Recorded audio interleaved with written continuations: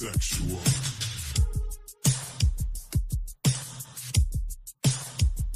Some people are straight, and some people are gay. Maybe I'm just sexual. Sexual. Sexual. Sexual. Something for the top, and something for the bottom. But we're all just sexual.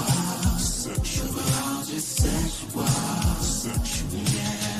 Hey, we're not in the 60s, but yet we're talking about the same things. So why are we having these same discussions? It's so interesting that you find it fascinating. Who I'm sleeping with and what I'm doing. Why do we all need these labels? Your character is all that matters to me. You shouldn't let ideology invade us. Make you stop loving family and friends. Some people are straight. Ooh, yeah. Some people are gay. Ooh, yeah. Maybe I'm just sexual. Sexual. Sexual. Sexual. Something for the top. And something for the bottom. But we're all just sexual. Just sexual. Just sexual. Some people are straight. Ooh, yeah. Some people are gay. Oh, yeah. Baby, I'm just sexual. Baby, I'm just sexual. Sexual. Ooh, yeah. Something for the top. Something for the top. Something for the bottom. Something for the bottom. But we're all just sexual. Sexual. But we're all just sexual. Yeah, yeah, yeah. Why do we all need these labels? Is he gay or straight or somewhere in between? Yeah. Don't let ideology and labels make you treat your brother or your sister differently. Yeah. Some people are straight. Some people are straight. Some people are gay. Some people are gay. Maybe I'm just sexual. Maybe I'm just sexual. Sexual. Just sexual. Something for the top. Something for the top. Something for the bottom. Something for the bottom. But we're all just sexual. Sexual. Just sexual. Sexual. Some people are straight. Some people are gay. Some people are gay. Some people are straight. Maybe I'm just sexual. I'm just sexual, baby. Sexual. I don't need a label. Something for the top. Something for the top. Something for the bottom. But we're all just sexual. I'm just sexual. We're all just sexual. Yeah, yeah. Sexual. Sexual.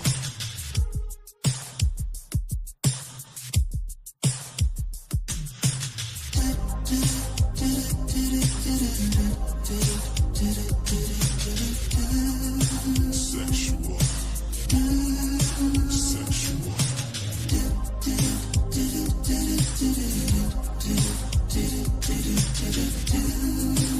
Sexual. Sexual. Some people are straight. Some people are gay. Some people are gay. Oh, sugar. Maybe I'm just sexual. Doesn't really matter. Sexual. Doesn't really matter. Something for the top. And something for the bottom. But we're all just sexual. Sexual. But we're all just sexual. Yeah.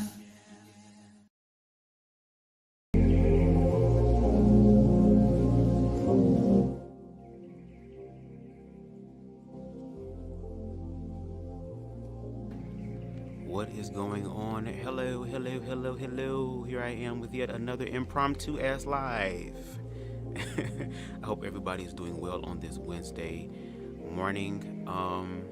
I was going to start this read through next week, but I started reading it again because I already read this book like years ago, and I decided to read it again, just the first chapter, to kind of just prepare myself for this book. And as I was reading it, and some of the commentary that I've been listening to recently, and even some of the conversations I've been having recently in reference to religion, sexuality, and the gray area in between those things, I was like, let me go ahead and at least put chapter zero, or I guess the prototype chapter out first, okay, just so that people can get a glimpse and an understanding of what's going on. What's up, Amber? What's up, Aries? I'm surprised I'm still up. Okay. But I decided to go ahead and bring forth the chapter 0, or the prototype chapter, just to kind of, get you guys hyped up. And also, if you want to go ahead and read along with me, you can. I was able to get this book, the Kindle version, for like $7.99, and that's what I'm going to be using. So if you want to read along with me, you can go ahead and get it. I think it's like at a lot of different book retailers, Barnes and Noble, and countless others, stuff like that. Before we get into the, because we're not going to really jump into chapter 0 right at the beginning. We're going to read, where is it at? Hold on, let me pull it up. Where is it at? I just had it. Okay, here we go. Yes. I want to read the foreword and the author's note to kind of help establish the foundation of this book that I'm reading, and kind of again, just setting the atmosphere to help people understand what a lot of LGBT people, especially in religion, had to go through and deal with, and that are still dealing with to this day. And it is through the lens of an individual by the name of Timothy Kurek, who was this very staunch evangelical conservative Christian who wanted to be one of God's chosen warriors. And of course, in religion, LGBT unfortunately is one of the cardinal sins that you don't do. So, if you challenge that, you're getting a check mark on your I'm going to heaven card. But a situation happened in the midst of him trying to challenge someone who he deemed to be demonic, evil, perverse, to be deprived morally. And it kind of really helped to shake the foundation of his beliefs. Why does he believe what he believes? And what does love actually look like? If I call myself Christian, what does that actually look like? Okay? So before we jump into that, let me go ahead and get into our copyright disclaimer, because we dot our I's and cross our T's. Here. Hold on, let me go on up here. All right. Copyright disclaimer. Under Section 107 of the Copyright Act of 1976, allowance is made for fair use, okay, such as criticism, comment, news reporting, scholarship, and research. Fair use is a use permitted by copyright statute that might otherwise be infringing. Nonprofit, educational, or personal use tips the balance in favor of fair use. Okay. Can you guys hear me? Because I want to make sure I have the music synced properly. Look at y'all in the chat real quick. Hold on. Come on, Amber said she got a 3.0. Come on now. Girl, you've been going to school since Jesus been gone. Amber. But congratulations. That's what we love to see over here, okay? All right, y'all. I was trying to find some sort of... I used to have this lo-fi playlist on my computer that I used for one of these other projects that I worked on last year, and I should have kept it because it was a Christian themed lo-fi, and I kind of wanted to have like some sort of Christian themed situation playing in the background. But this, I think, will work pretty fine with the comments. Yes, we hear you. Thank you, Donna. Thank you, Donna. Thank you, Amber. Thank you. Come on, turn up to 4.0, okay? Because 99.5 just won't do, okay? So, let's go ahead. Hold on, matter of fact, let me do something real quick. Hold on one second. Y'all vibe out to the music. Hold on.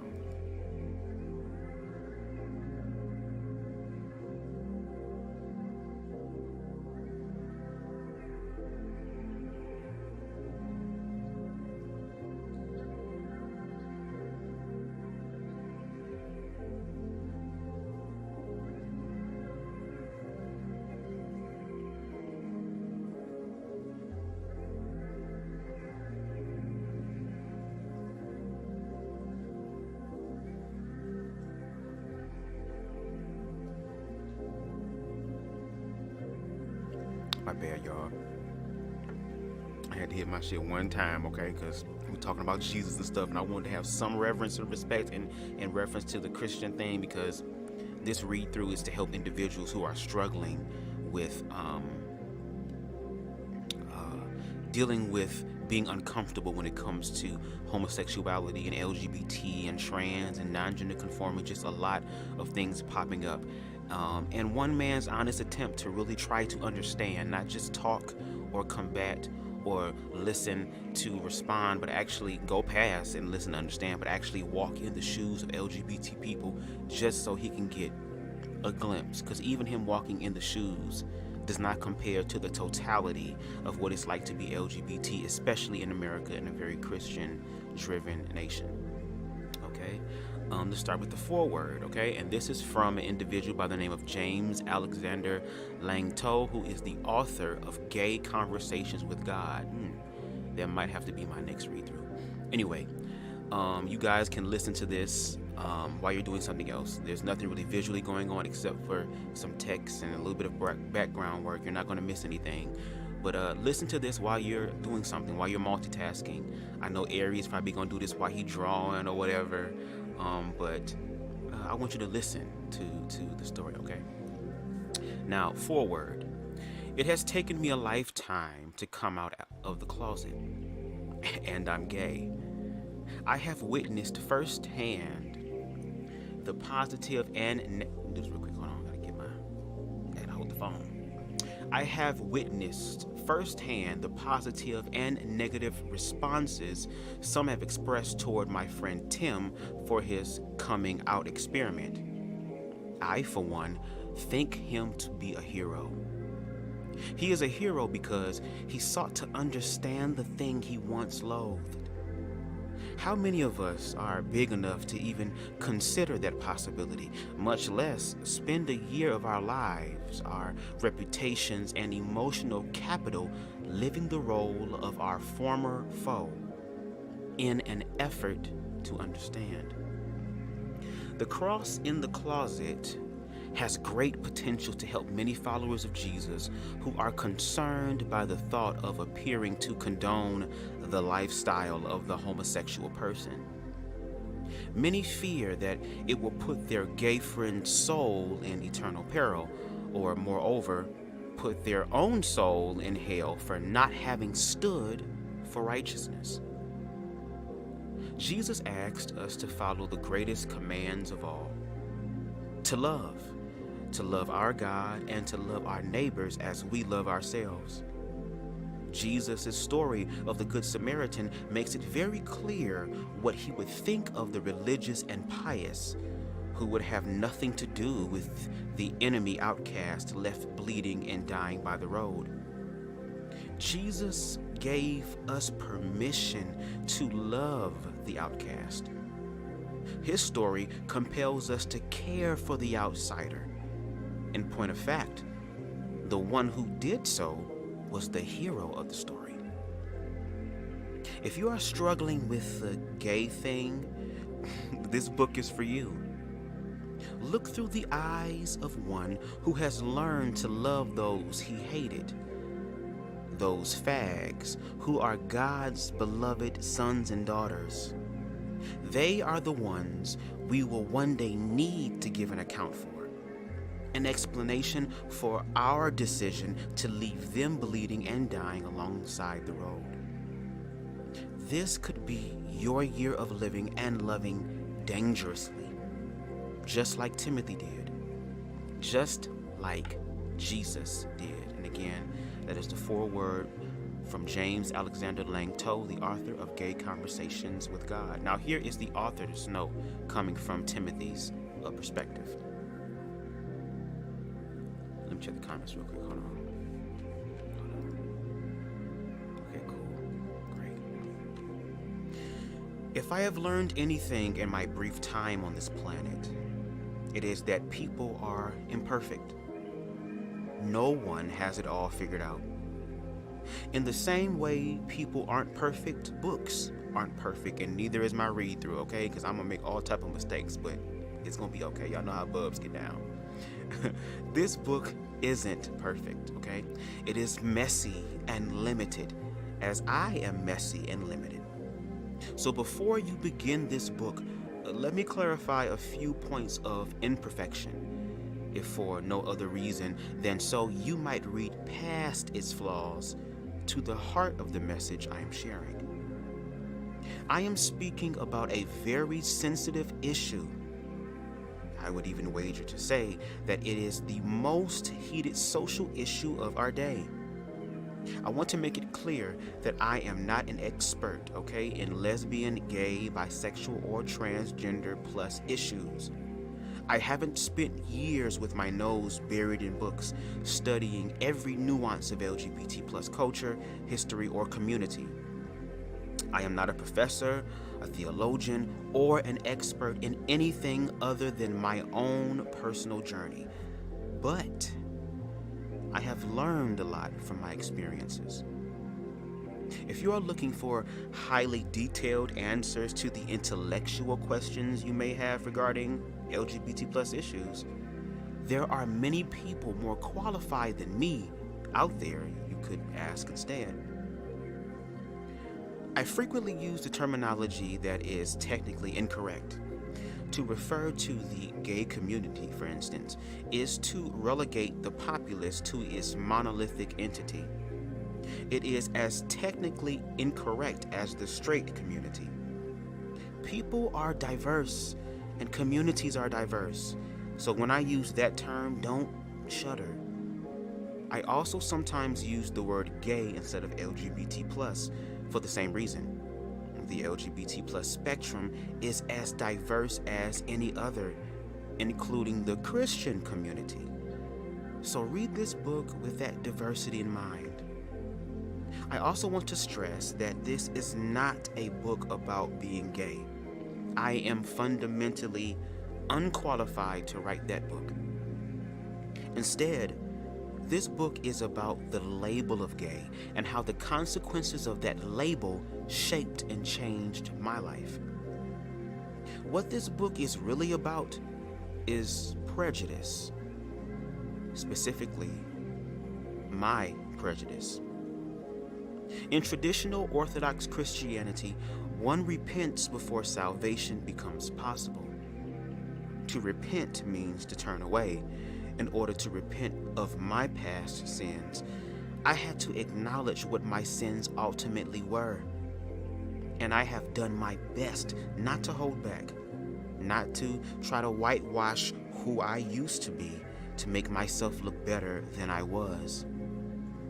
An author friend once told me to write what scares me. This book is a result of that sage advice. I hope this book speaks to you. Thank you for picking it up and reading/listening to it by BubzDaGawd. Amen. No matter what you believe, know that I love you. Your friend, Timothy Kurek.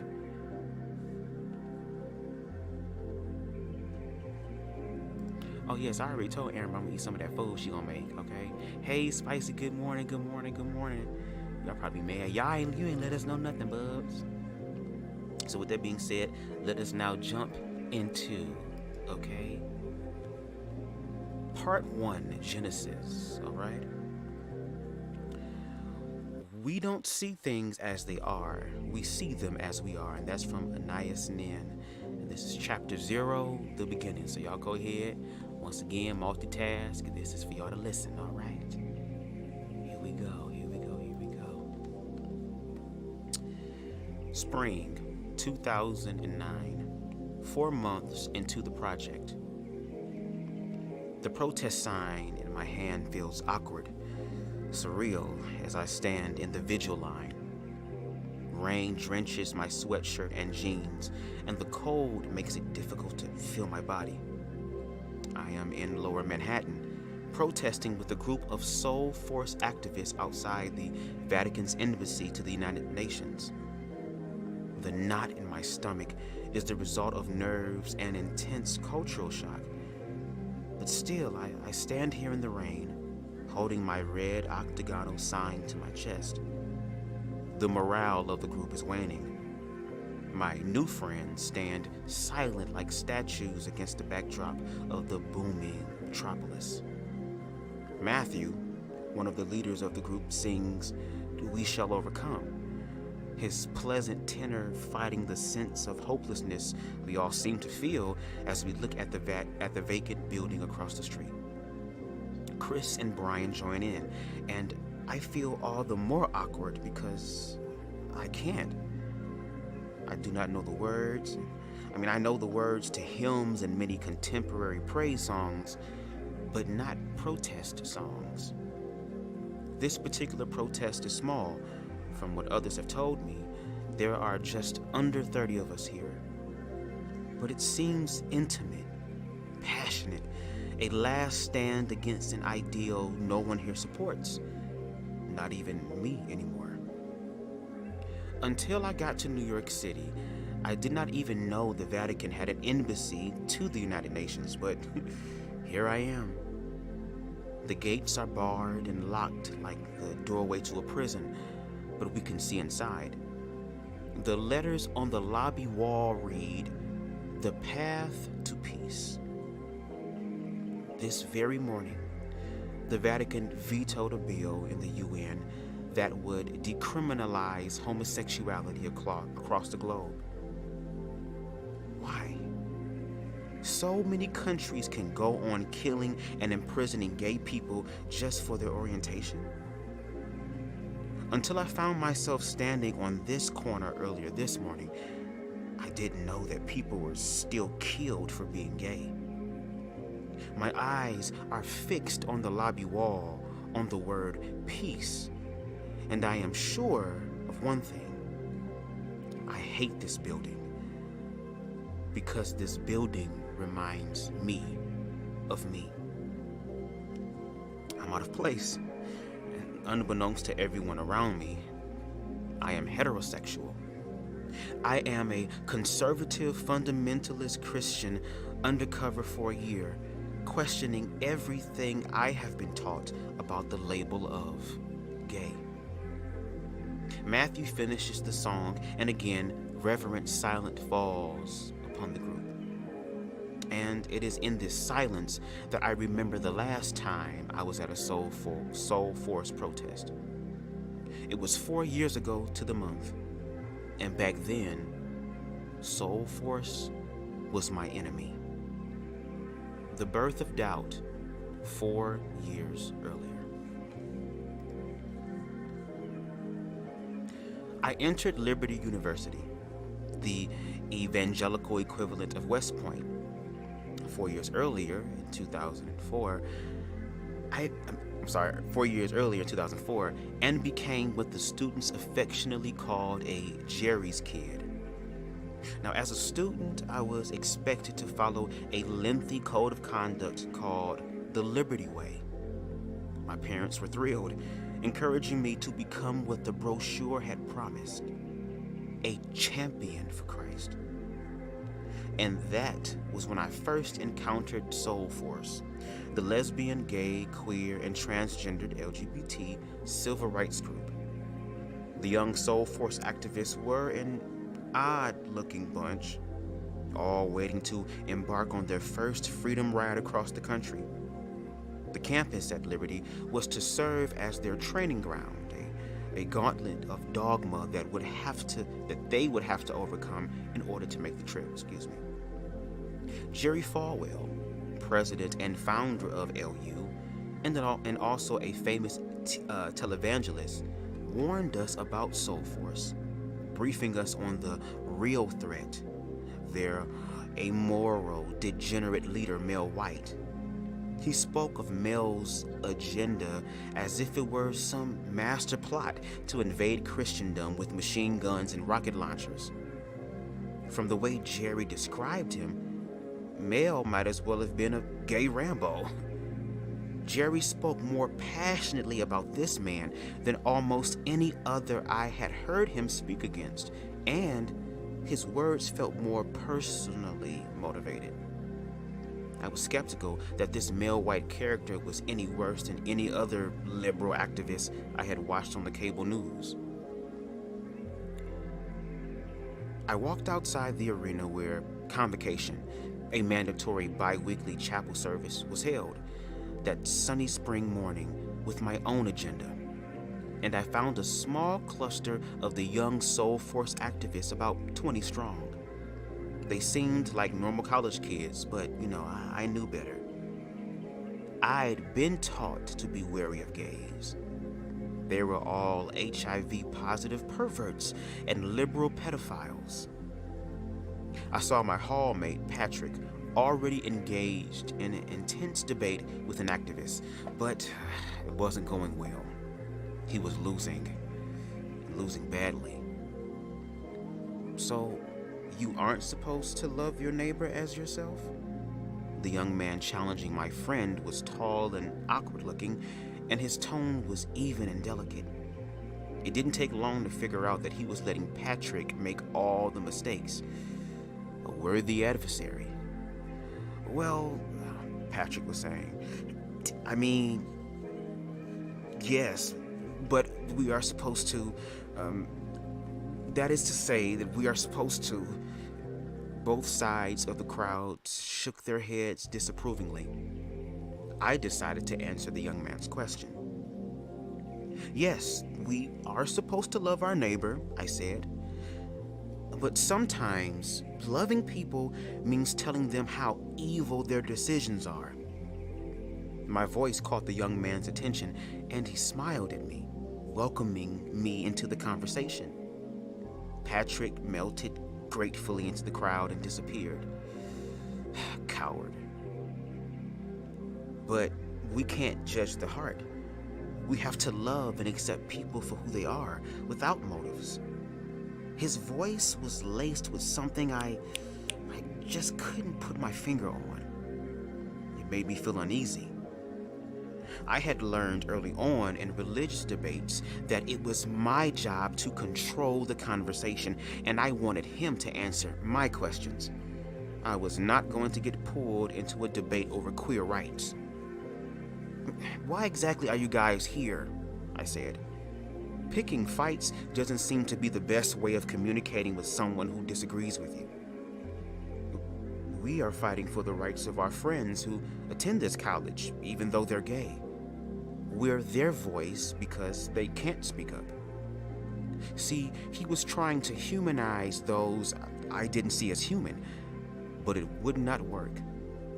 They were abominations, every last one of them, and I would not be bullied by a fag lover who was most likely a faggot himself. They should leave then, I said. Look, this is our campus, a Christian campus. They should have known better than to even apply. My face was flushed. That's not true. They should be able to come and learn here with just as much freedom as anyone else. It's wrong to exclude them just because they're gay. I looked over my shoulder and noticed that another dozen or so students had walked up to listen to my conversation. The attention was empowering and addictive, even like a drug. Well, that's their choice, and it's mine to not want them to be around. And you're not even representing them anyway. You're promoting that adulterous homo male white and the breakdown of the traditional moral family. Look, you guys are wasting your time. The oohs and ahs behind me began to fuel my pride. I was doing it. I was being a champion for Christ. My parents would be so proud. What's your name, brother? His tone was even softer this time. That's really none of your business, and we aren't brothers. See, you've chosen to be an enemy of God, and that makes you my enemy too. The words, once spoken, elicited a stranger mixture of feelings.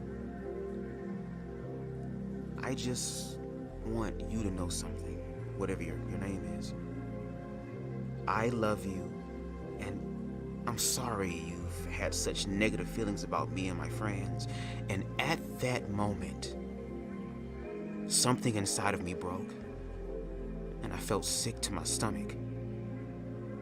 I really do, he said. And his empathy wasn't a lie. Knowing that I believed him bothered me. No, it more than bothered me. It infuriated me. I didn't want to have anything in common with him because he was my opposite. See, I was a child of God and he wasn't. We played for very different teams. Repent and trust in God to heal you of your sin, I said. Look, I'm not going to waste any more of my time.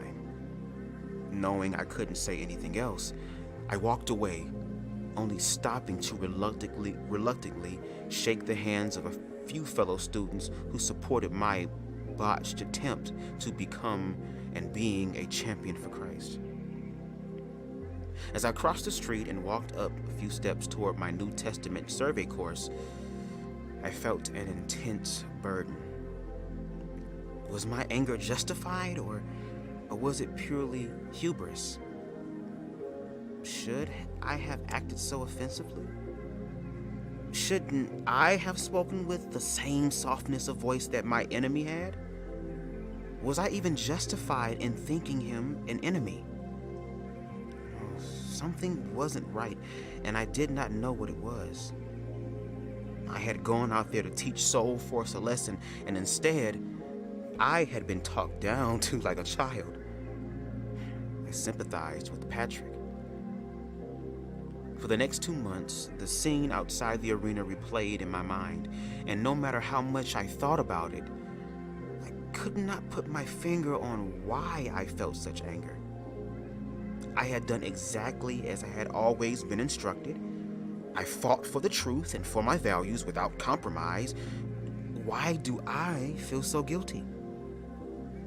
A few months later, my parents got a divorce and I was needed at home. I left and never went back to Liberty. A lot has changed since the first encounter 4 years ago. The octagonal sign in my hand is proof enough of that. It reads, "Stop spiritual violence." I wonder what I looked like to the crowds of people passing by on their way to work in the morning rain. Several police officers are posted on either side of our group now, the hissing of their radios making me nervous. I am the stranger here, the awkward seeker disguised by a label that does not belong to me. But it is in that awkwardness that my perspective is being challenged. That voice inside of me that rose so violently during my first encounter with Soul Force is finally being silenced. Just last night, I was taught the principles of non-violent protest for the first time. And I cannot fathom how different my life would be if protest were a regular part of it. I feel naked and vulnerable, like the whole of Manhattan sees through me, judges all of us, for better or for worse. But even in the midst of this tension, New York is beautiful to me. I am shocked at how beautiful it is, even in the freezing rain. For a kid raised in the heart of the Bible Belt, this experience is beyond alien. The growing presence of police standing around and in front of us becomes more unnerving by the minute. I am told that we might be arrested, depending on how far we take our protest, and the thought scares me. It scares me, but it doesn't seem to scare anyone else standing with me. They have all been arrested before for actions similar to this one, and it makes me wonder, would I allow myself to be arrested for my beliefs? And if I didn't, would that make me a phony? Mel White's assistant, Lindsay Hawkins, stands next to me, bubbly as ever. Her smile is infectious, and I love it. I watch her eyes dart back and forth from the female detective several yards away to the cops in front of the embassy courtyard. She has a crush on the lieutenant. If I were not in the closet, shit, I probably would too. You like her, don't you? I whispered out of the corner of my mouth, smiling. Shut up, I do not. Lindsay hits me on the shoulder. Non-violence, my ass, I say, trying not to be too disruptive. She is a magnificent girl. Too bad she's gay. Damn. Damn. Lindsay had become my Yoda over the past 24 hours, and every time she speaks, I feel compelled to listen. For being so young, she commands a passion that I have never seen before, a passion for the cause of equal rights and for her faith. It is yet another thing I admire, but find disconcerting, at the same time. Looking through the lens of my past, everything now seems amiss, and I cannot fully embrace it. Matthew begins another protest song, probably because Lindsay and I are having a difficult time maintaining silence. She looks at me, and I mime a kissing face in the direction of the lieutenant. I'm going to kill you, she laughs as the rest of the protesters begin singing. Fall 2006. The doubt grows. My religion began changing and deteriorating in the 2 years after leaving Liberty. I still played the part of the dutiful Pharisees. However, even as I began seeing holes in my own theology, these holes made me feel like an apostate. How could I doubt what I had always known to be absolute truth? I hid my skepticism well, attending and even serving at several churches near my home, but I knew the charade would eventually have to end, and I would have to question everything I'd been taught. It was an overhaul I wasn't looking forward to, an overhaul that began when I accepted an invitation to a karaoke bar near downtown Nashville. It was an odd place to find answers. I was a 20-year-old bigot, pacing back and forth outside of the trashiest dive bar I had ever laid eyes on. Pacing with me was Josh, my best friend, matching my stride step for step. But Tim, you have to come, he said, urging me towards the door. Over the past 24 hours, Josh had been building this place up as a quasi-magical venue. A place of wonder and enchantment, he had called it. Look, you haven't seen karaoke until you've seen a 300-pound bull dyke singing muskrat love to her partner. Bull dyke? I asked. Partner? Oh, you gotta be kidding me. He paused. Did I forget to mention that we've nicknamed Tuesday night karaoke lesbioke? My inner Pharisees came barking to the surface, but I could not say no to Josh's enthusiasm and reluctantly agreed.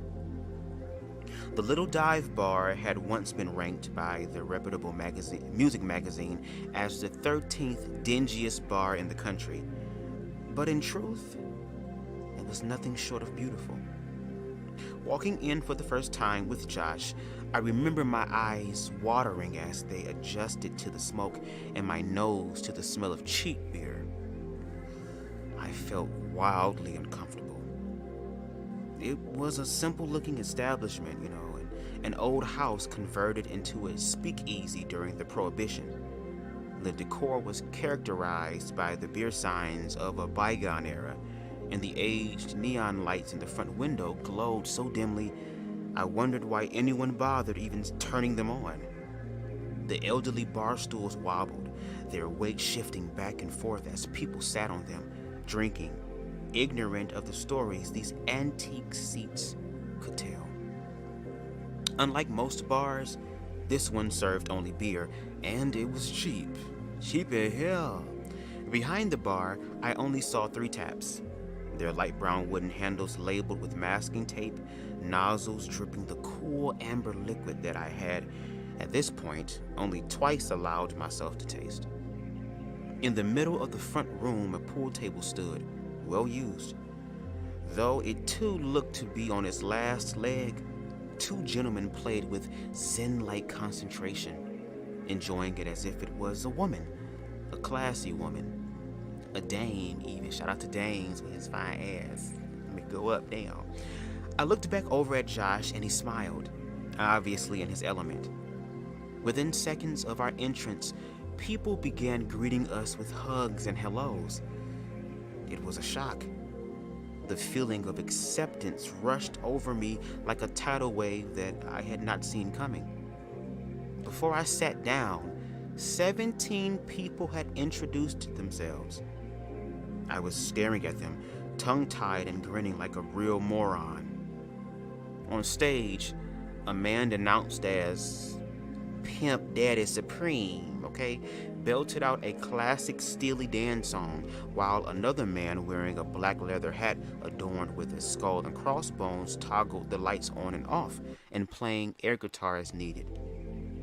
"Oh, that's Bad Boy Breeze," Josh said, pointing to the man in the black hat. "I work with him at Wally World, Walmart, Wally World." "I thought he looked familiar," I said, having visited Josh at work countless times.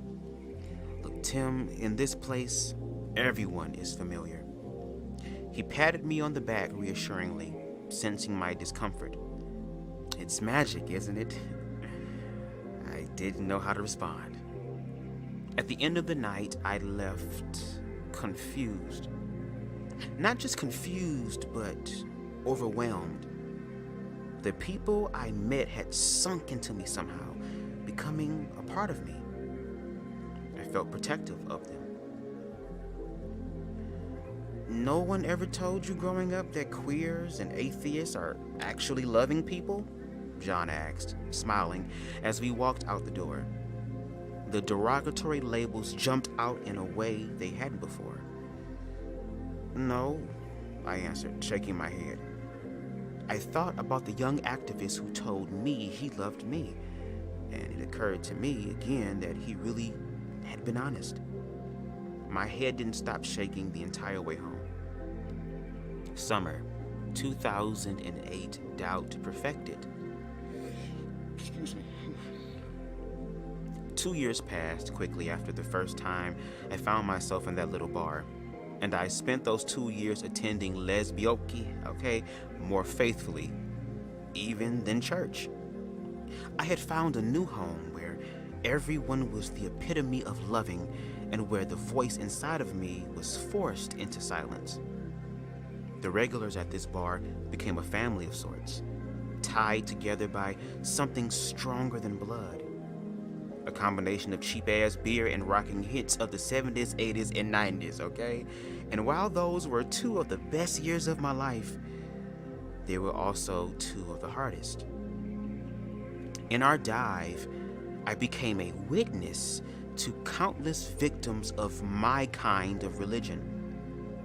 None of them spoke negatively of God. It was always the Christians who maligned them. I was not as outspoken a Christian as I had been in the past, at least not at karaoke, but these instances of hurt I witnessed made me feel guilty, and I did not know why. "Tim, can we talk for a minute?" The tug on my sleeve was delicate and dainty. Elizabeth, a fairly recent newcomer, looked upset and nodded yes, and I nodded yes and followed her onto the covered patio in the back. "What's up?" Her face looked fluid, like she was a shapeshifter, barely able to hold her form. "How can you be a Christian?" Her voice was shaky, and I could see she was falling apart. "How can you and still be so happy to be here? I don't know any Christians that would be. They'd shun this place like it was contaminated or something. Fuck." She stumped her foot and lowered her eyes. "They're lost," I said. "Lizzie, what's wrong?" Looking up at me through watery eyes, she said, "I came out to my family yesterday." Tears began rolling down the softness of her cheeks. I knew she was on the verge of a breakdown. What happened?" She reached up to wipe her eyes, allowing the sleeves of her sweater to slide down her wrist, and I could see that the silky white skin of her hands had already been stained by what I could only guess was smeared eyeliner. She had been crying a lot, apparently. My dad told me to get my stuff out of his house, and that he wouldn't pay another dime for the education of a faggot daughter. And my mom told me to come back when I was fixed. Her face found my shoulder, and my arms wrapped around her comparatively thin body. She felt delicate, like paper mache that had not yet fully dried and was still soft to the touch. I betrayed her then. Without even thinking, I betrayed the soft creature crying endlessly on my shoulder. It was a subtle betrayal, but a cruel one. I was silent. She did her best to compose herself. Now I have to leave. I'm moving to a friend's. She's my only friend that my dad doesn't have any control over. I'm going to Texas tomorrow. Her voice trailed off. Tell her what Leviticus says about homosexuality. Read her Romans 1. Go on, Tim. It's your responsibility as a follower of Christ to help her see the errors of her choice. The voice inside of me had a distinct tone. It didn't sound like me. It didn't even sound like it knew me, yet it was powerful and opportunistic. It was a voice of rejection, telling me to reject Elizabeth. I realized that I hated Lizzie, not because she was a bad person, but because she liked other women. That one facet to her being was enough to spark remarkable animosity toward her. Animosity I could not comprehend. The Bible tells us to love one another as ourselves. How could this voice be Jesus? And if this voice wasn't Jesus, what voice was it? Whatever it was speaking to me, I knew it wasn't guiding me in love, and that could only mean one thing. The voice had to die.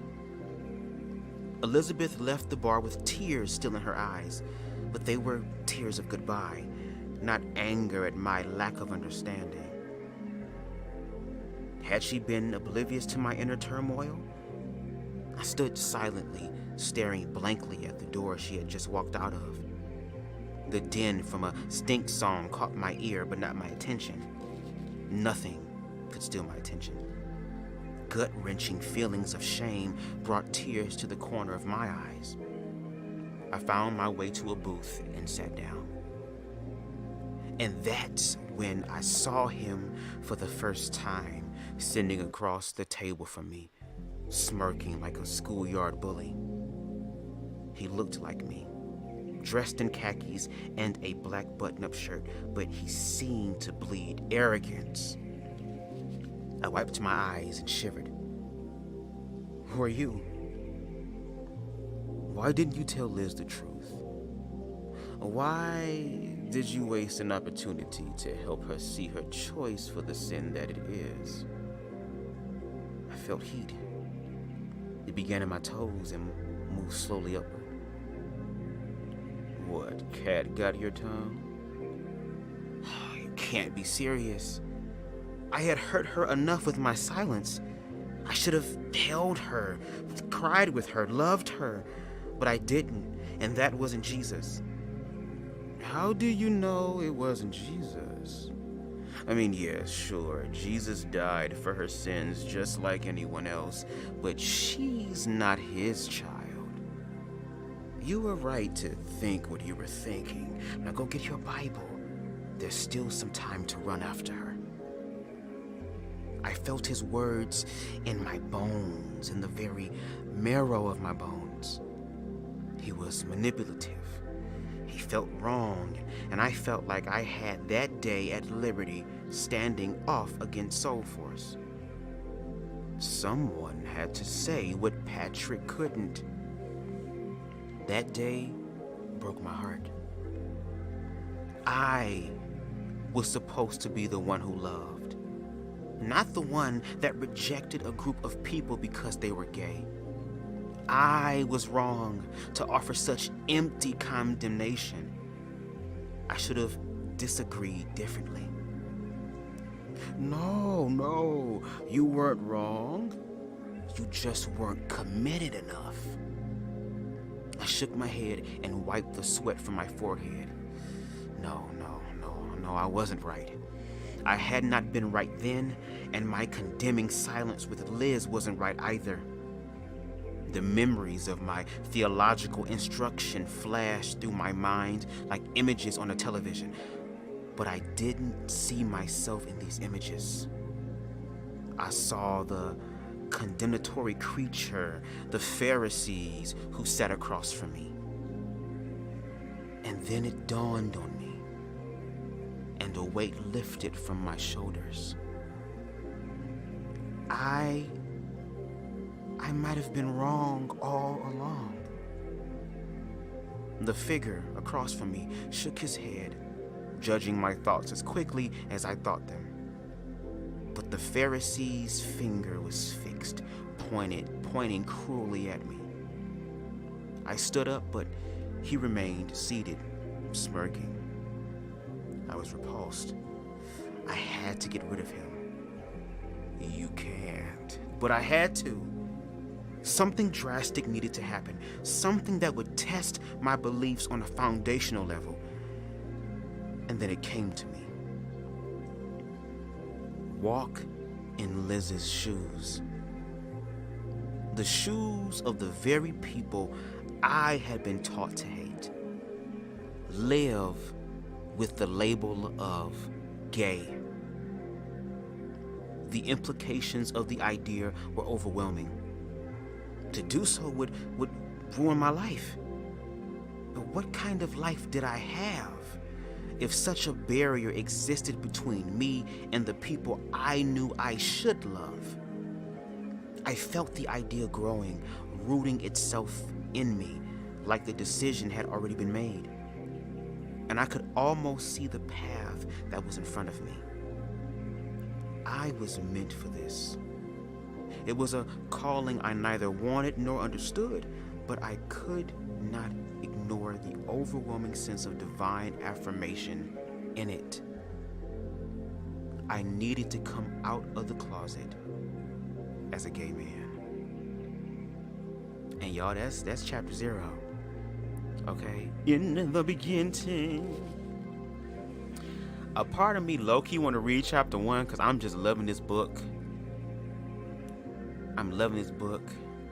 But a part of me kind of want to wait until next week so that you guys, if you want to read with me, because I do want to start a little book club for real, that want to read along with me, and I would love to be able to have y'all read along and possibly give y'all input, or probably come up on the panel and kind of share your experiences and maybe what stuck with you in the reading of this book. I low-key want to read chapter 1. I low-key want to do it. I want to do it so bad. I want to do it so bad. And yes, please make sure y'all hit that like button so we can get up in the algorithms, y'all. Okay? Because we actually trying to spread some peace and love and understanding. Okay? And that would help my channel out greatly. Okay? I want to read it so bad. Ooh, a part of me low-key want to come back later on to read chapter 1. Would y'all want that instead? Would y'all want me to just start it now? Because I mean, the book is only $7.99. You can get that shit on ebook right now, $7.99. You see it? Go ahead, Bubs. Why not? Okay, I guess we can. Let me do something real quick because I like to label these chapters and stuff. So let me go ahead and do something real quick. Matter of fact, that's what we'll do. We'll take a break. We're gonna take a break. This is what we're gonna do. We're gonna take a little break. I'm gonna work on, because as you can see on the screen, it says Across in the Closet, Part 1, Genesis. In the beginning, I kind of want to put chapter 1 in there since we're gonna kind of keep everything information. Okay. I'm gonna cut this music up. Matter of fact, I'm gonna put on another song. I'm gonna put on the sexual song that I had on earlier for the break a little bit while I get this done. And y'all get into it. All right, give me 1 second. And we'll be right back. Hold on. Hold up.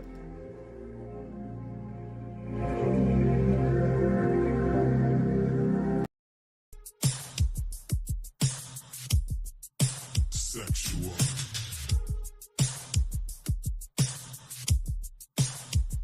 Some people are strange, and some people are gay. Maybe I'm just sexual. Sexual. Sexual. Sexual. Something for the top, and something for the bottom. But we're all just sexual. Sexual. We're all just sexual. Sexual. Yeah. Hey, we're not in the 60s, but yet we're talking about the same things. So why are we having these same discussions? It's so interesting that you find it fascinating. Who I'm sleeping with and what I'm doing. Why do we all need these labels? Your character is all that matters to me. To me, you shouldn't let ideology and labels make you stop loving family and friends. Some people are straight. Ooh yeah. Some people are gay. Ooh yeah. Maybe I'm just sexual. Sexual. Sexual. Sexual. Something for the top, and something for the bottom. But we're all just sexual. Just sexual. Just sexual. Some people are straight. Ooh yeah. Some people are gay. Oh yeah. Baby, I'm just sexual. Baby, I'm just sexual. Sexual. Ooh yeah. Something for the top. Something for the top. Something for the bottom. Something for the bottom. But we're all just sexual. Sexual. But we're all just sexual. Yeah, yeah, yeah. Why do we all need these labels? Is he gay or straight or somewhere in between? Yeah. Don't let ideology and labels make you treat your brother or your sister differently. Yeah. Some people are straight. Some people are straight. Some people are gay. Some people are gay. Maybe I'm just sexual. Maybe I'm just sexual. Sexual. Just sexual. Something for the top. Something for the top. Something for the bottom. Something for the bottom. But we're all just sexual. Sexual. We're all just sexual. Sexual. Some people are straight. Some people are gay. Some people are gay. Some people are straight. Maybe I'm just sexual. I'm just sexual, baby. Sexual. I don't need a label. Something for the top. Something for the top. Something for the bottom. But we're all just sexual. I'm just sexual. But we're all just sexual. Yeah, yeah. Sexual. Sexual. Sexual.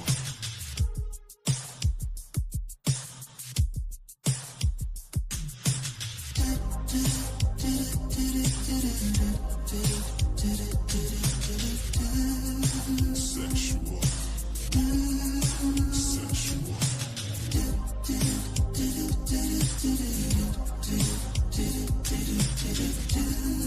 Sexual. Sexual. Some people are straight. Some people are gay. Some people are gay. All sugar. Maybe I'm just sexual. Does it really matter? Sexual. Does it really matter? Something for the top, and something for the bottom. But we're all just sexual. Sexual. But we're all just sexual. Yeah.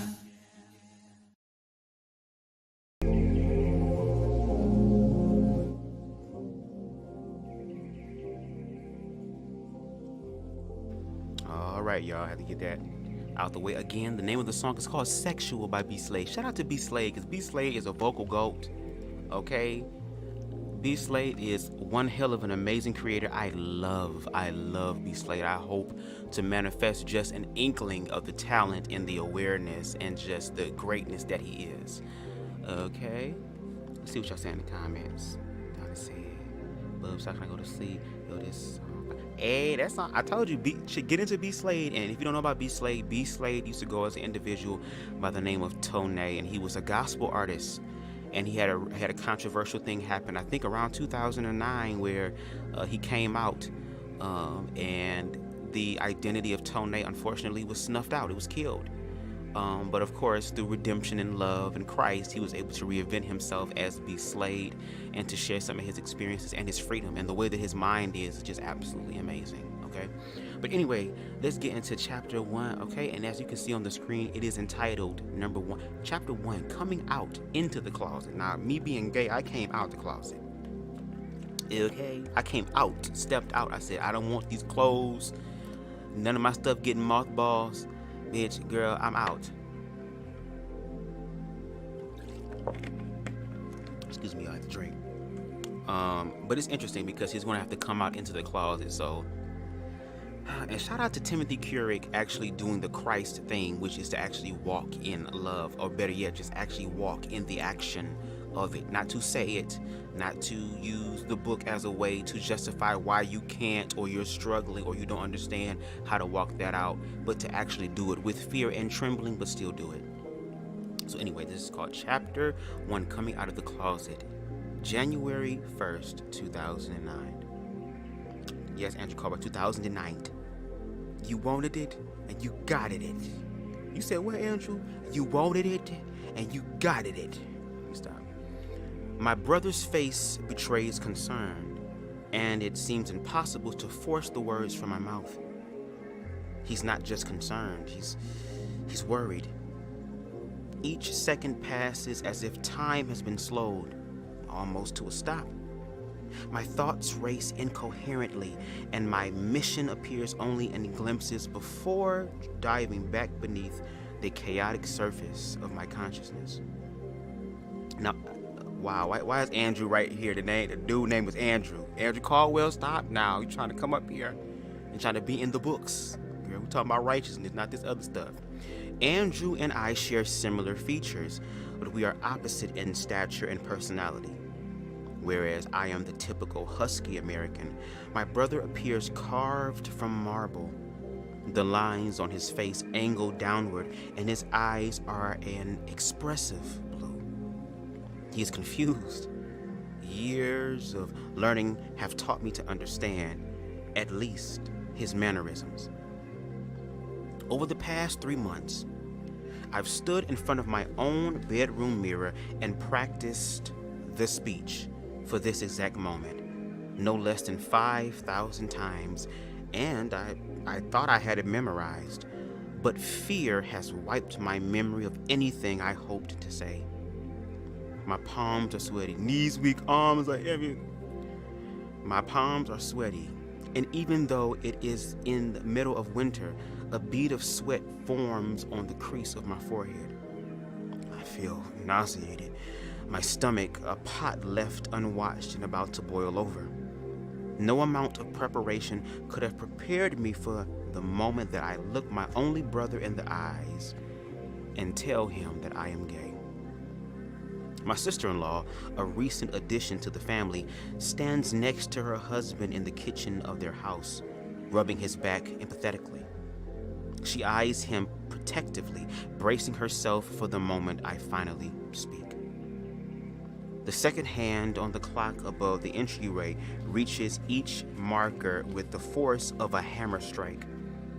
The dog drinks loudly from his bowl, lapping up water with a curled tongue and an animated jerk of his head. Friends are on the covered porch nearby, smoking cigarettes and laughing about something. I wish I knew what. The dishwasher clicks, switching cycles on the first load of dirty dishes from our pancake breakfast. Loads 2, 3, and 4 are stacked neatly in the sink. Leftover syrup drips over the edge of the top plate. I feel my subconscious preparing for another attempt at my speech. Still, nothing audible escapes my lips. I cannot speak. Finally, out of nowhere, it happens. I'm gay.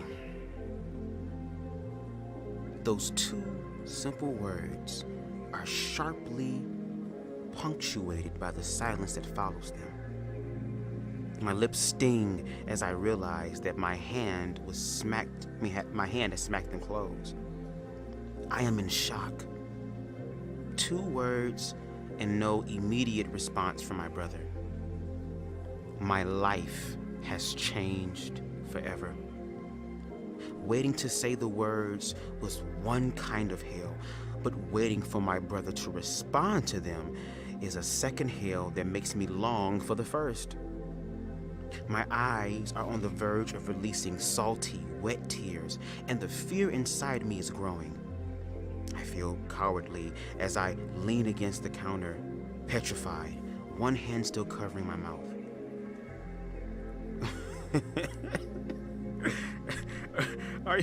Are you joking with us, Tim? My brother's voice sounds different. It is not his normal voice. Oh, I read that wrong. Let me write that. I'm sorry. Ricky. I read before, sorry.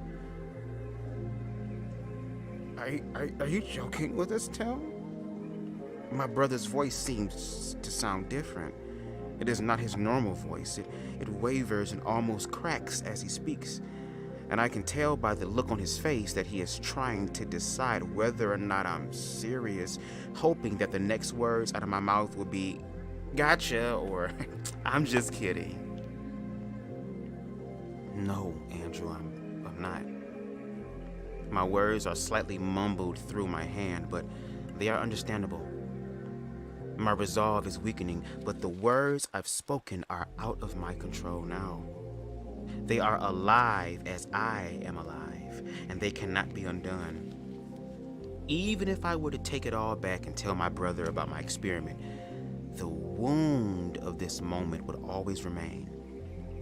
My body begins shaking as I wait for the backlash. I've never anticipated that coming out as gay, coming out as gay would feel this raw, this emotional, this terrifying. It isn't a fear that life won't go on, rather that life won't resolve in some way.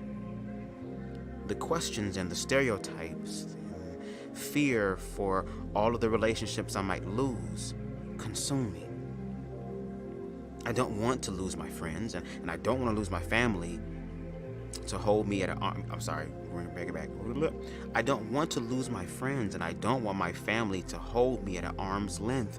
I do not want to be the black sheep of the family or the different gay brother or son. I want to be me.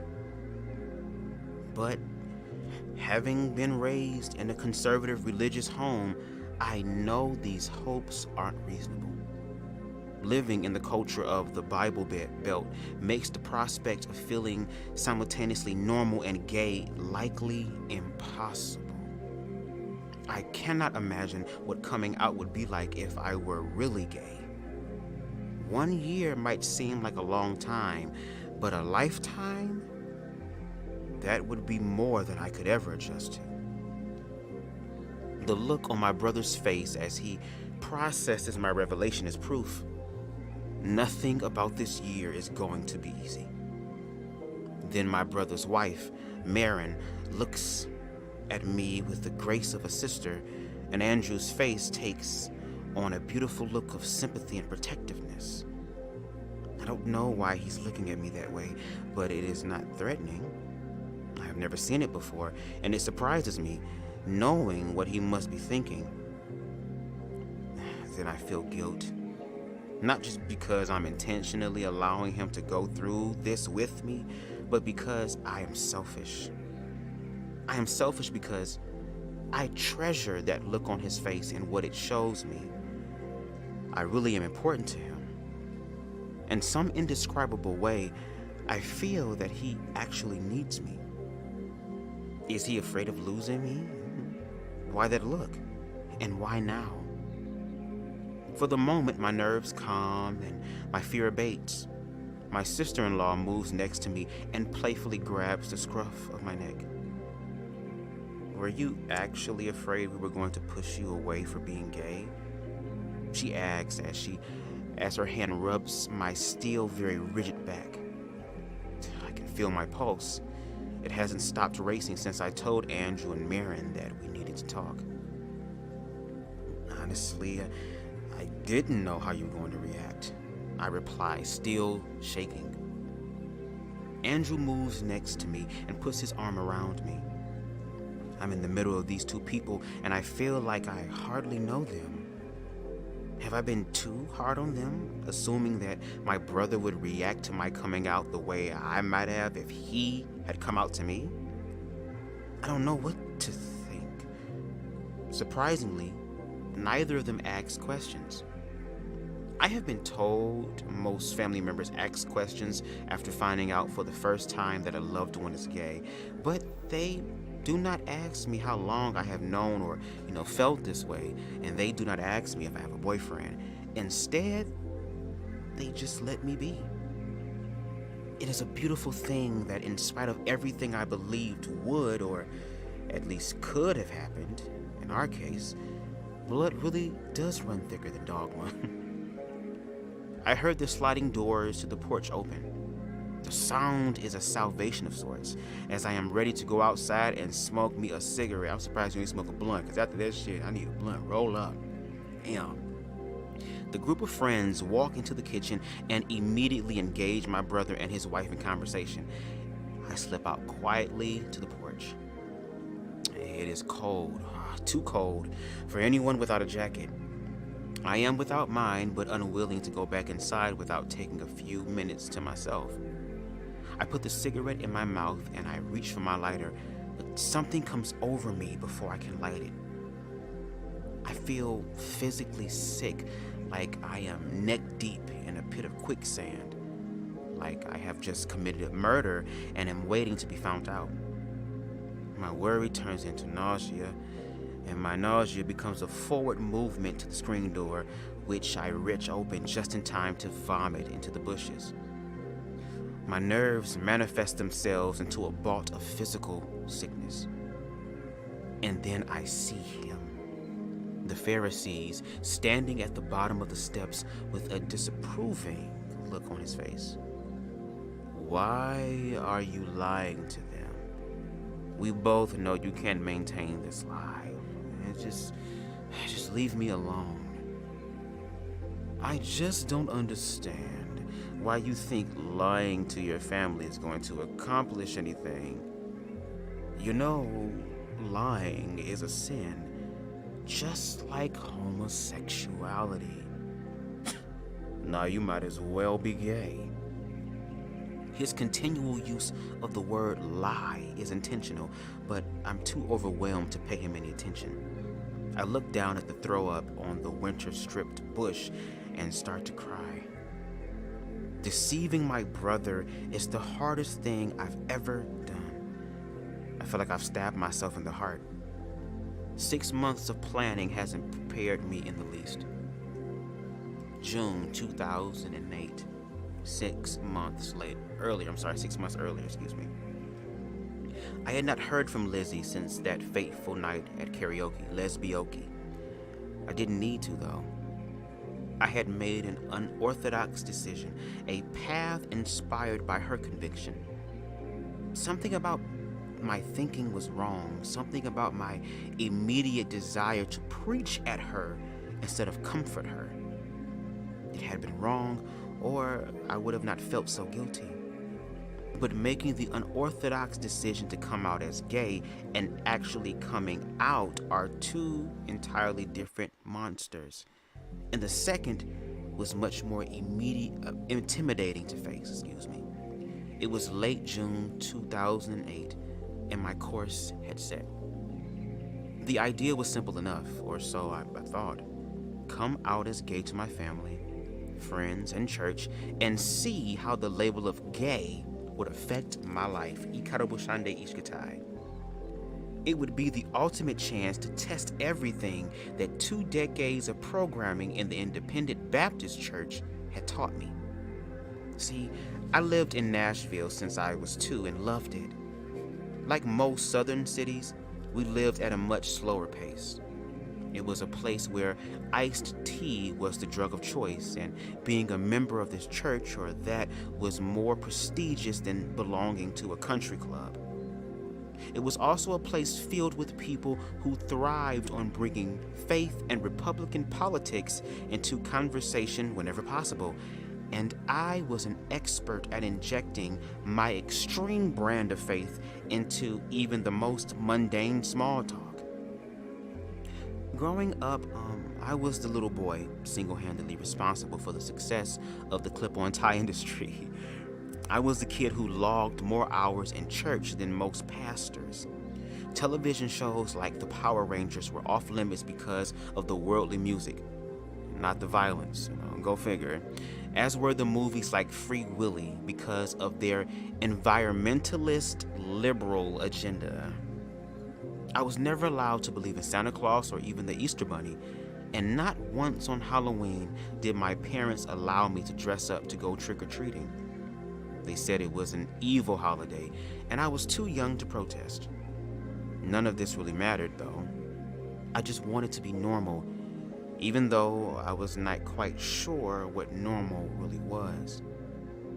One of the earliest Sunday school lessons I could remember was Sodom and Gomorrah. I could have not been older than maybe 7 or 8. I stared in awe at the display board showing the destruction of the city, rendered and felt. The Sunday school teacher placed the fire raining from the heavens pieces on the board with care, like she treasured them. Each piece, including the people, looked like something you'd see in a science fiction movie. It was a disturbing image. Until the felt buildings fell off the board. They only stuck half of the time, and my laughing almost got me in trouble. Memories from my childhood had plagued me since that night at the bar with Liz, but none of them held the same novelty as before. Now I saw them for what they might actually be, the spiritual boot camp that taught me how to use the Bible to hurt instead of love. I had been raised a Bible thumper, a homophobe. My decision was not an easy one. Acting on an idea is not as simple as one might think, especially one that is as deep as adopting the label of gay. I hadn't expected it to be an effortless process or anything. I just thought that the mental hurdles that I have to jump would be a little bit shorter. I thought I would meet the most resistance externally, but nothing could have been further from the truth. I suffered through anxiety, insomnia, and a heightened sense of nostalgia for the things I might lose. I was unraveling before the journey even began. My first week of sleepless nights followed my decision to move forward with the experiment. I became an insomniac zombie, obsessing over every nuance of the experiment. Not only did I suffer insomnia, I became a hermit. My lack of contact with the outside world worried my best friend Josh, who hadn't heard from me since karaoke, and it didn't take much waffling before I drove to his house to tell him everything.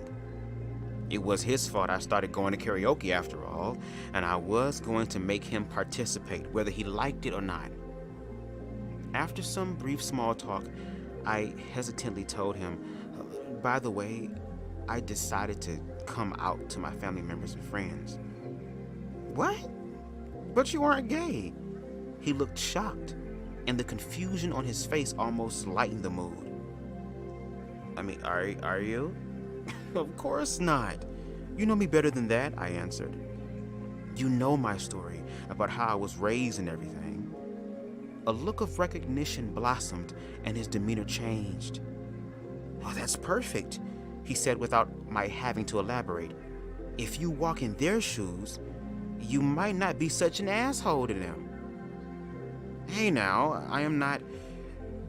Well, yes, basically. But I do not want to be an asshole anymore, I said as Josh smiled at me.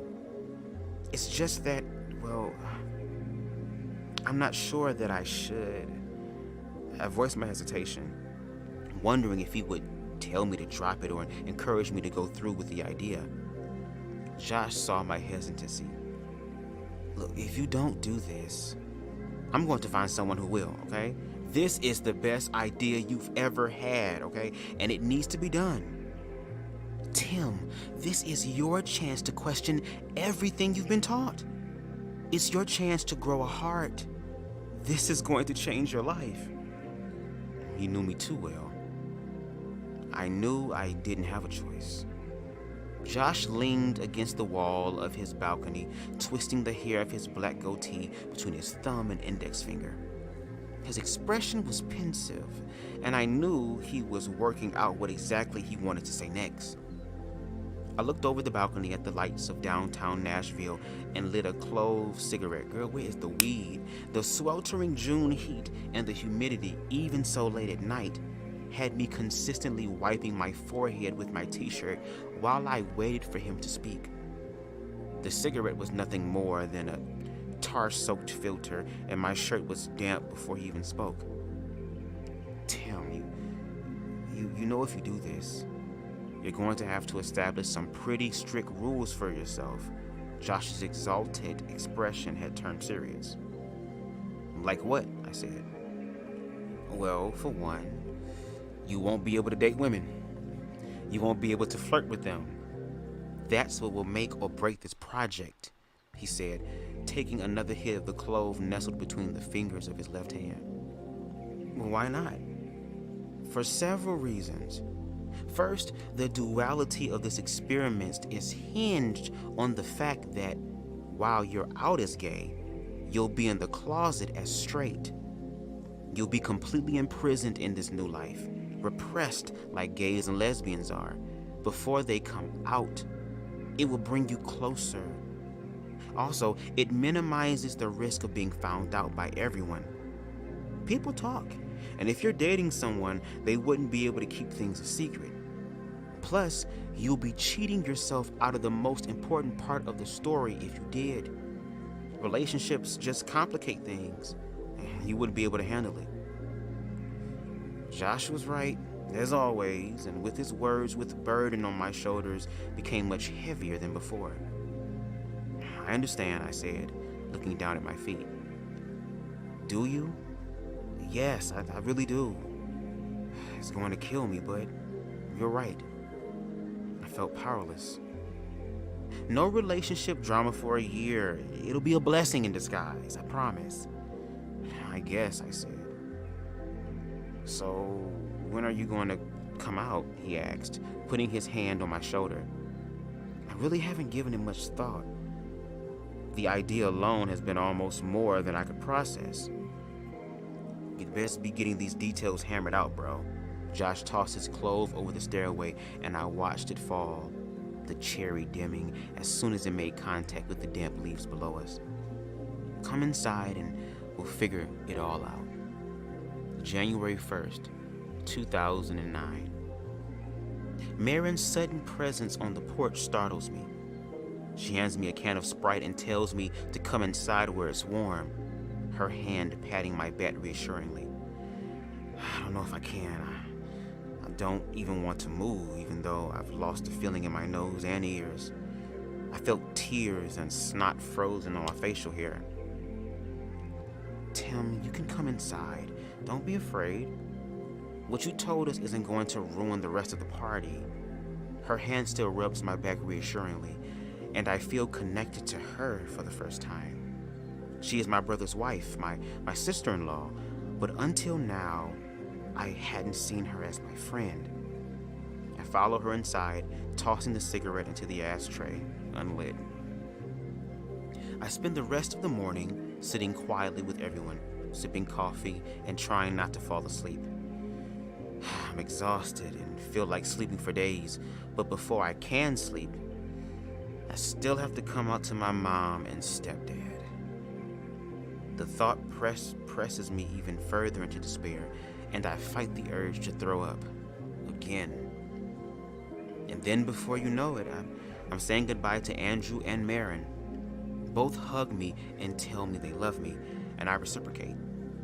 As I hug my brother, I pull his head down and kiss the top of it. It is something I've done for as long as I can remember, but as I pull away and say goodbye, I hope he doesn't think I do this because I'm gay. The paranoia is already beginning. I get into my car and drive away from the house. I lean my head against my window and feel warm tears contrasting the icy cold window against my cheek. It is 11:34 a.m. on January 1st, and I have 364 and a half days to go. The calendar on my phone looks more like Mount Everest to me than a simple list of days. I don't know if I'm going to make it. But before going to my mom's house, 20 minutes north in Hermitage, Tennessee, I stopped at my friend's Hope's apartment. Now, you was at Hope Giselle apartment. Let me find out you was at Hope Giselle apartment. Come on, Hope. I slept very little that night before and needed to rest for a few hours before I see my mom. I walk inside and wash up before going to the kitchen. Hope pours me a shot of vodka. Okay, she should have been rolling up too, while I'm in the bathroom.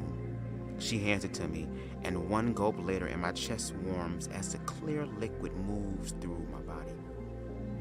What next? She asks. I'm going to ask my mom if she'll go to coffee with me, and then I'll tell her. Sounds good. You going to rest a while? Oh, I don't think I can. You need to try, she says. I'm going to call her in a few minutes and try to get her to meet up with me, I say. After another shot and some small talk, I dial my mom's number and press the phone to my ear. It feels like an eternity before my mom answers her call, and I feel my eyes glaze over, resigned to the possibility that I could break her heart. Hey, Mom, could we get some coffee or something later? I need to talk to you about something. A part of me wonders how she'll respond. I cannot help but wonder if she'll even believe me. Tim, I know what you're going to tell me. Her voice, usually whimsical and high-pitched, sounds somber. It sounds like she's been crying, her voice hoarse and broken. What are you talking about? I know that you're gay. Andrew called earlier. She seems to be waiting for confirmation, so I give it to her.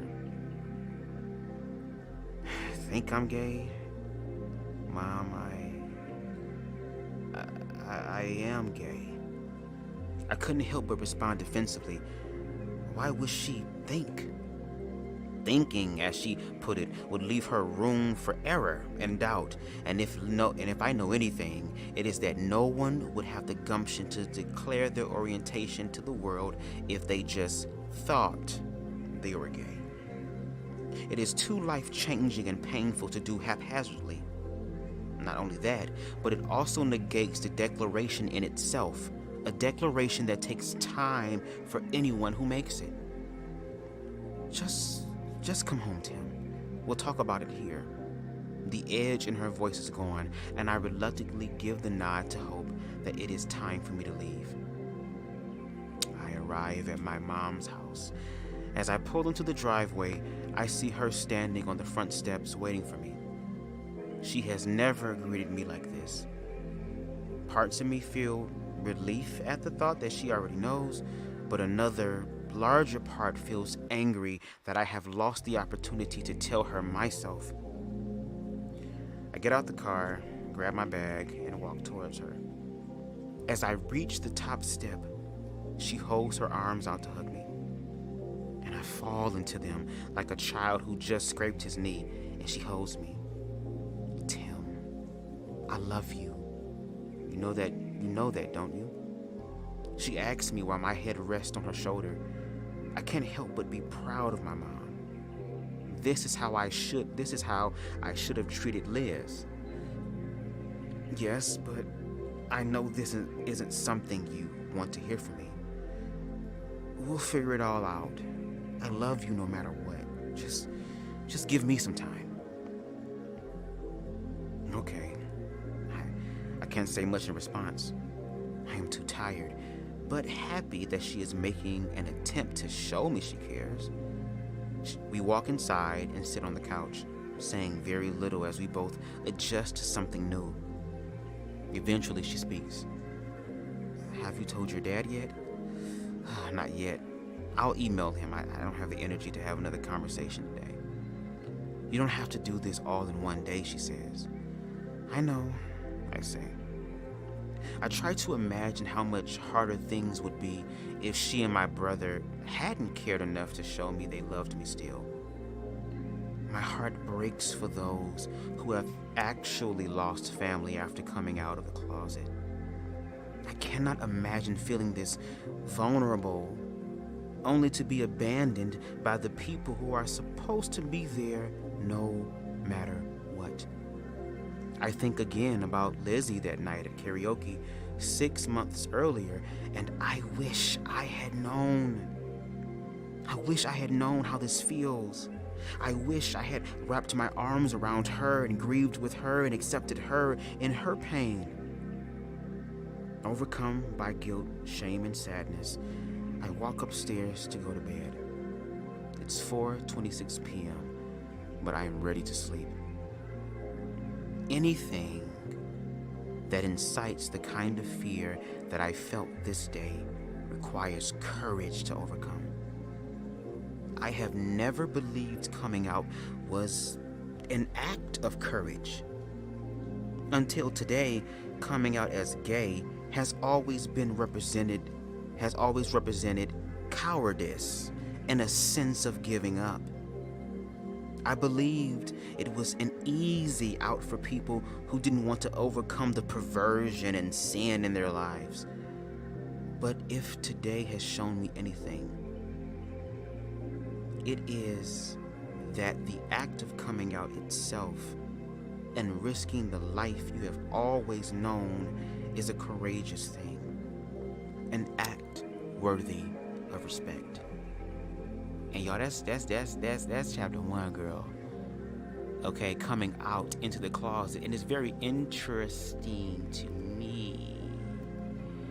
Goodbye. We're gonna block you, cause yeah, it was very interesting to me how, first of all, he had the courage to even do this experiment, and you see he already sweating.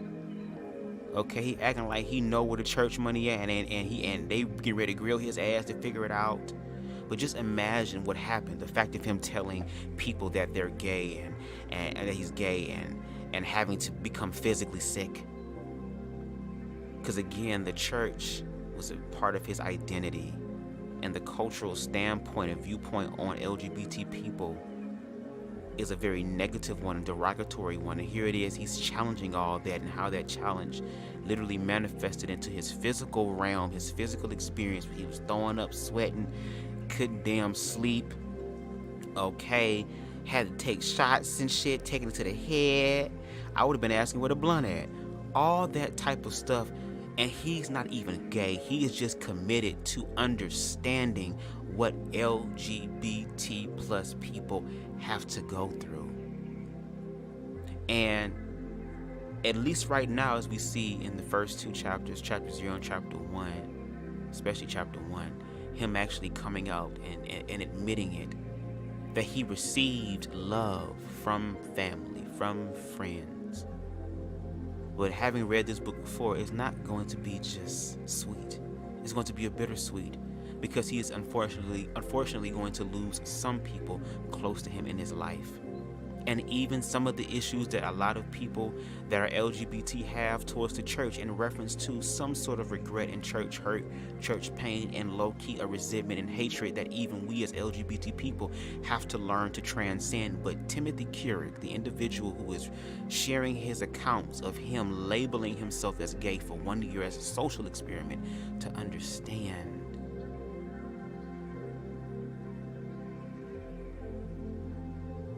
again, he not gay. So for 1 year he gets to do this, and then go back to the privilege, go back to the awareness, go back to the life that affords him the ability and the privilege to live and express himself he wants to, and have the right to say that God said it's okay.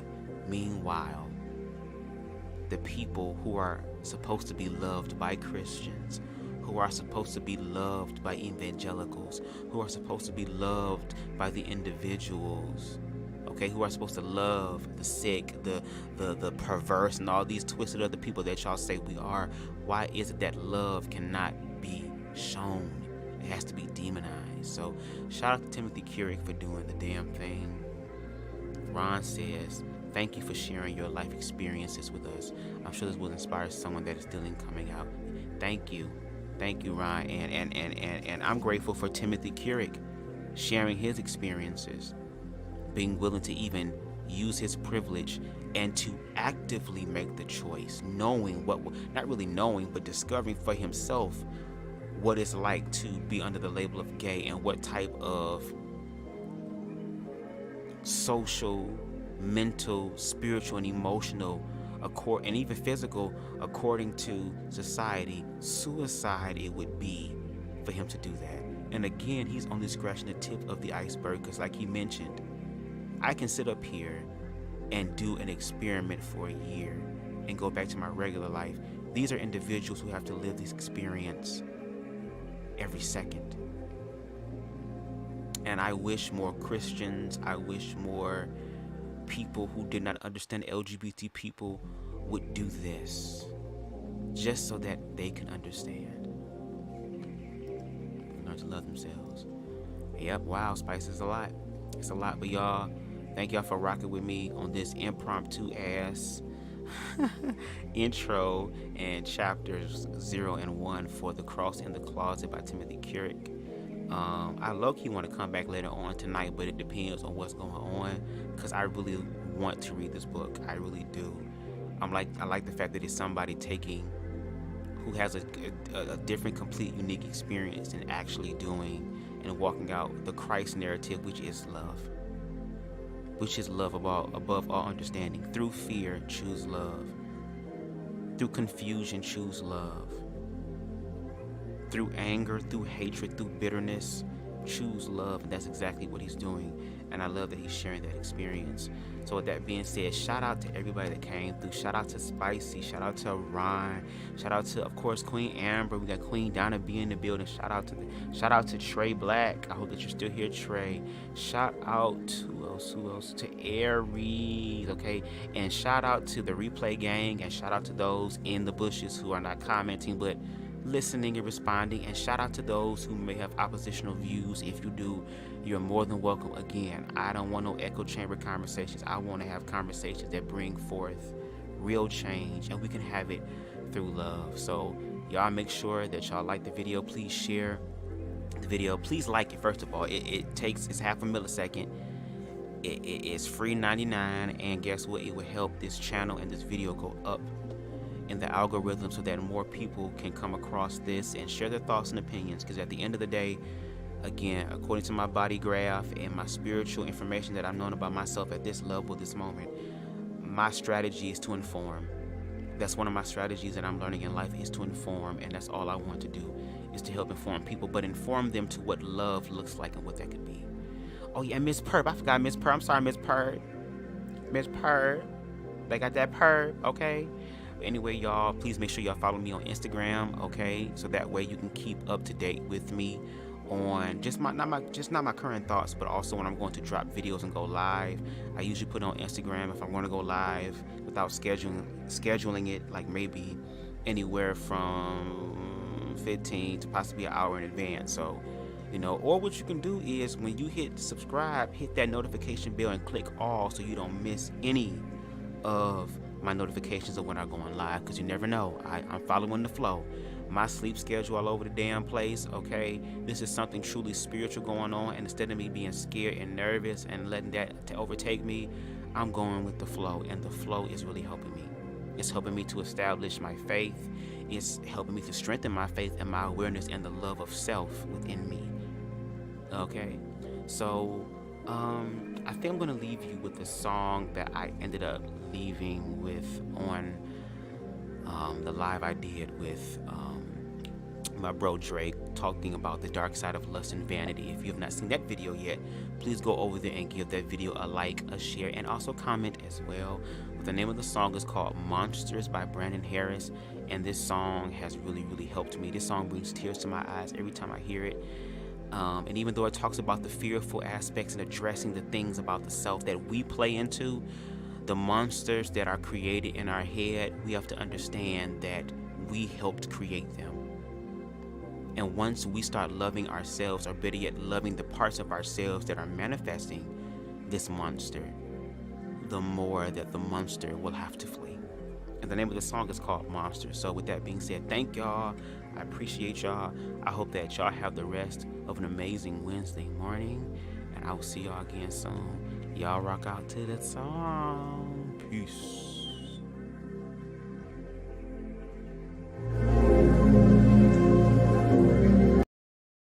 Breathe. Let me know that I'm alive. I've been up all night. I should be asleep, but there was so much on my mind. See, I wanna fly away, just be somewhere in the sky. But here I am in these four walls, and I just begin to cry.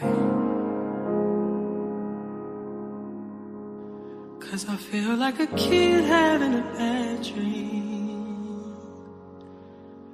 Please protect me from the bad things. It's monsters under my bed, and they keep messing with my head. And I swear I hate them, but I made them.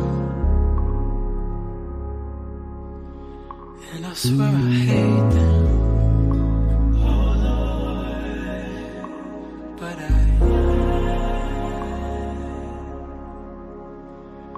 I'm dealing with all the problems no one can see under the sun. So when night falls, I'm facing everything I'm always hiding from. And when I'm alone, my thoughts, they start to scare me. My head is filled with insecurities and doubts and worries and all the sins I carry. Because I feel like a kid having a bad dream. Would you please protect me from the bad things? Oh, it's monsters under my bed, and they keep messing with my head. And I swear I hate them, but I made them. No, I swear I hate them, but